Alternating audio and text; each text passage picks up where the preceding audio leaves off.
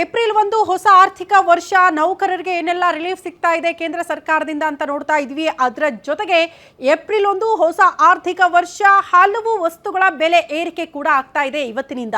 ನೀವು ಕುಡಿಯೋ ನೀರು, ಕರೆಂಟ್ ಬಿಲ್ಲು, ಟೋಲ್ ದರ ಹೀಗೆ ನಾನಾ ವಸ್ತುಗಳ ದರ ಏರಿಕೆ ಆಗಿದೆ. ಹಾಗಾಗಿ ಜನಸಾಮಾನ್ಯರ ಜೇಬಿಗೆ ಸ್ವಲ್ಪ ಮಟ್ಟಿಗೆ ಕತ್ತರಿ ಬೀಳಲಿದೆ. ಹೊಸ ಆರ್ಥಿಕ ವರ್ಷ ಏನೆಲ್ಲ ಬದಲಾವಣೆ ಆಗ್ತಾ ಇದೆ, ಏಪ್ರಿಲ್ ಶಾಕ್ ಯಾವುದರ ಮೇಲೆಲ್ಲ ಇದೆ ಗೊತ್ತಾ?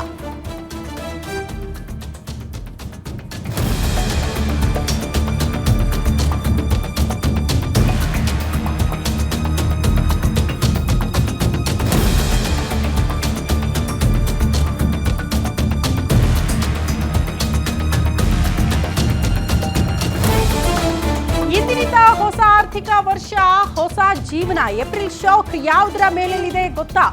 ಯಾವ ವಸ್ತುಗಳ ರೇಟ್ ಜಾಸ್ತಿ ಆಗ್ತಾ ಇದೆ, ನೀರು, ಕರೆಂಟು, ಟೋಲ್ ಏನೆಲ್ಲ ಕಾಸ್ಟ್ಲಿ ಆಗಬಹುದು. ಇದರ ಜೊತೆಗೆ ಜನಸಾಮಾನ್ಯರ ಜೇಬಿಗೆ ಕತ್ತರಿ ಬೀಳೋದೆಷ್ಟು ಗೊತ್ತಾ? ಇಂದಿನಿಂದ ಯಾವುದರ ಬೆಲೆಯಲ್ಲಿ ಅತಿ ದೊಡ್ಡ ಬದಲಾವಣೆ ಆಗ್ತಾ ಇದೆ, ಯಾವುದಕ್ಕೆ ನಾವು ಜಾಸ್ತಿ ಕೊಡಬೇಕಾಗುತ್ತೆ, ಹೀಗೆ ನಾನಾ ಪ್ರಶ್ನೆಗಳು ಜನಸಾಮಾನ್ಯರನ್ನ ಕಾಡ್ತಾ ಇದೆ. ದುಬಾರಿ ಇಂದಿನಿಂದ ಎಲ್ಲವೂ ಕೂಡ ದುಬಾರಿ. ಹೊಸ ಆರ್ಥಿಕ ವರ್ಷ ಏಪ್ರಿಲ್ 1 ಬಂತು, ಶುರುವಾಗಲಿದೆ ಕಾಸ್ಟ್ಲಿ ದುನಿಯಾ. 2026-27ನೇ ಆರ್ಥಿಕ ವರ್ಷ ಏಪ್ರಿಲ್ 1ರಿಂದ ಆರಂಭ ಆಗ್ತಾ ಇರೋದ್ರಿಂದ ನಾನಾ ವಸ್ತುಗಳ ಬೆಲೆ ಏರಿಕೆ ಆಗ್ತಾ ಇದೆ. ಇವತ್ತಿನಿಂದ ನೀರು, ಕರೆಂಟು, ಟೋಲ್ ಹೀಗೆ ಬೇರೆ ಬೇರೆ ಕಡೆ ಕೂಡ ದರ ಹೆಚ್ಚಳ ಆಗ್ತಾ ಇದೆ ಜನಸಾಮಾನ್ಯರಿಗೆ.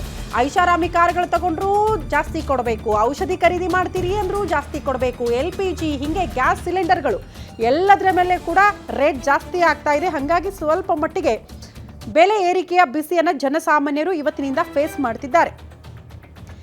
ಯಾವುದ್ರದ್ದೆಲ್ಲ ವಸ್ತುಗಳ ರೇಟ್ ಹೈಕ್ ಆಗಿದೆ ಅನ್ನೋದನ್ನ ಒಂದ್ ಕಡೆ ನೀವು ಗಮನಿಸ್ತಾ ಇದ್ದೀರಿ. ಕರ್ನಾಟಕದಲ್ಲಿ ಪ್ರಮುಖವಾಗಿ ಟೋಲ್, ವಿದ್ಯುತ್, ನೀರಿನ ಬಿಲ್ನಲ್ಲಿ ಭಾರಿ ಏರಿಕೆ ಆಗಿದೆ ಅಂತೆ. ಬೆಂಗಳೂರಿನಲ್ಲಿ ನೀವು ಕುಡಿಯುವಂಥ ಕಾವೇರಿ ನೀರು ಸ್ವಲ್ಪ ಕಾಸ್ಟ್ಲಿ ಆಗುತ್ತೆ ಇನ್ನು ಮುಂದೆ.